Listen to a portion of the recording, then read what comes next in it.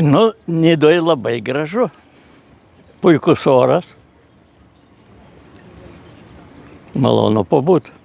Čia į Nidą aš atvažiuoju, kadangi esu daugiau dailininkas, grafikas su knygom dirbęs. Dabar jau mažiau dirbu, bet vis tiek turėtų išeiti. Reiškia, leidykla žada išleisti mano iliustruotas 27 darbų ciklą Donelaičio metam. Donelaičio metus jau yra darę ir anksčiau ir kiti dailininkai, tai Jonynas, Jurkūnas, Vytautas Kalinauskas, fragmentiškai ir kiti yra darę, bet mano tėviškiai nuo Tolminkiemio tik 15 kilometrų, todėl man svarbu, jie truputį darė tą medžiagą etnografinę, vadovavosi truputį, man atrodo, ne visiškai tiksle. O kadangi, pavyzdžiui, Pakinktai, tai ten nebuvo pavalkų, nebent drogėse. Reiškia, o šiaip tai dviporiniai vežimai, ilgas vežimas išilginamas ir šieną ar ten javus veža, tai kaip traukinio vagonas, toks įspūdis susidaro. O Pakinktai, tai ten buvo plėškės.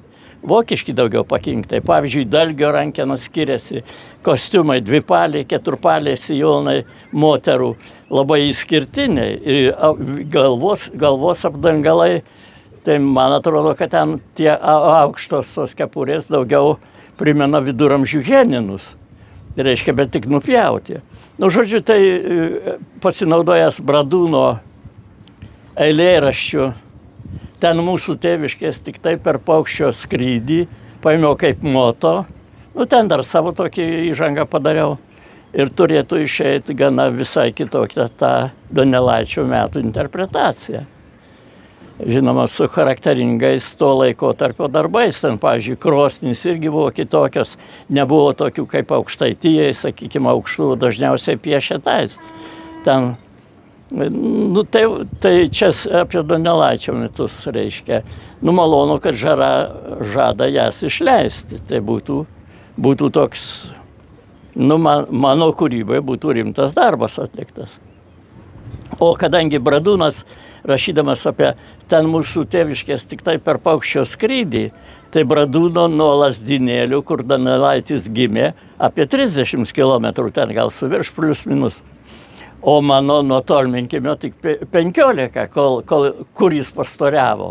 Tai mano ten pirmas per upę iš Vištyčio ežero ištekantis upelis pereini ir ten Prūsija, Nadruva, Nadruvių žemė, o čia mes Sūduvoj. Reiškia, tai tas nematomas ryšys mitologinis ir toks vizualinis, labai artimas.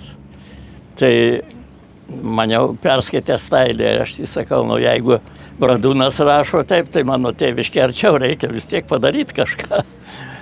Nes, kaip minėjau, mano tie 4 atramos taškai - gamta, istorija, mitologija ir kaligrafija. Tai čia pagrindiniai mano atramos taškai, o šiandien sėdžiu Nidoj. Į Nidą aš atvažiuoju, aišku, dėl gamtos, nes čia įspūdinga. Horizontai, ta tęsinys tarp marių, jūros ir ta juosta smėlio su pušim ir nameliais labai įspūdinga man.